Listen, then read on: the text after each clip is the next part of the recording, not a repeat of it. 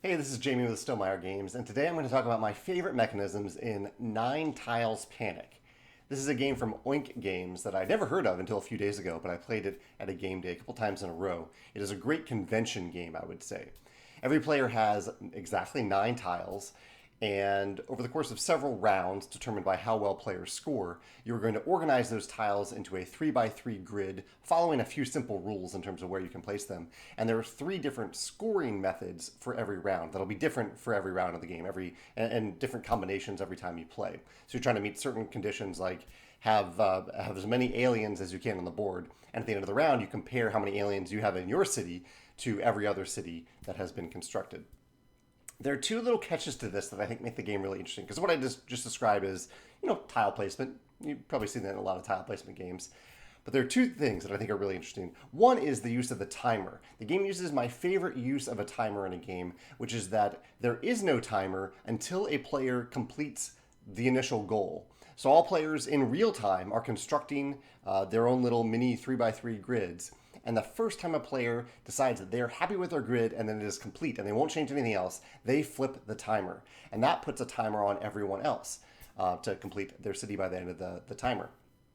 I really like this. I've seen it in Jetpack Joyride, I think has a very similar mechanism. Codenames has something kind of similar where it's an optional timer where you can start the timer if you want. But I think Jetpack Joyride is the direct parallel here. But I really like that. I like that the time doesn't start right away, so the players control how long the round takes. All players could take a fairly long time if they want. They could just agree, okay, we're going to take our time with this. This is a big one. We want to think about this, even though it's a competitive game. And then someone flips that timer, maybe unexpectedly. So I really like that. The other thing that I think is really clever, I'm sorry, I should have been showing you these images. The other thing I really like about Nine Tiles Panic is that the tiles are double-sided. Originally, when I was being taught the game, I was like, okay, aren't all the cities going to end up the same? Like, if the goal is to have the most aliens, I assumed the tiles were one-sided. I was like, okay, everyone's just going to end up with the most aliens as long as we can construct our cities following the rules. But that's not the case. The tiles are double-sided. So that means you have your hand of double-sided tiles, you flop them down on the table, and you are suddenly scrambling in real time to find the best configuration for these tiles because it can, whatever you randomly put down on the table because you're shuffling these tiles before you start each round, you don't really know what you're flipping down. I'm sure if you played the game a lot, you would remember that on this side of the tile, there's this thing, and on the other side, there's another thing. But it's hard to describe, but in real time, because they're double-sided, it feels like a lot more information than 18 total sides of the tiles. And you can only really look at one side of a tile at a time. So you're flipping them back and forth, trying to figure out the best configuration that meets the goals and meets the core requirements for having this 3x3 grid, which has to do with the way the roads are structured.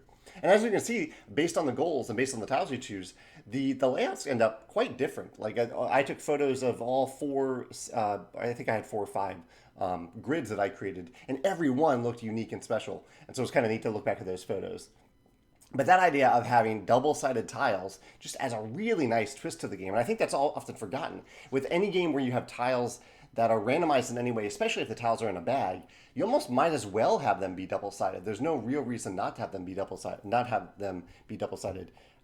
in a game, especially if there's kind of a element of tension or speed or real time to it, like in Nine Tiles Panic.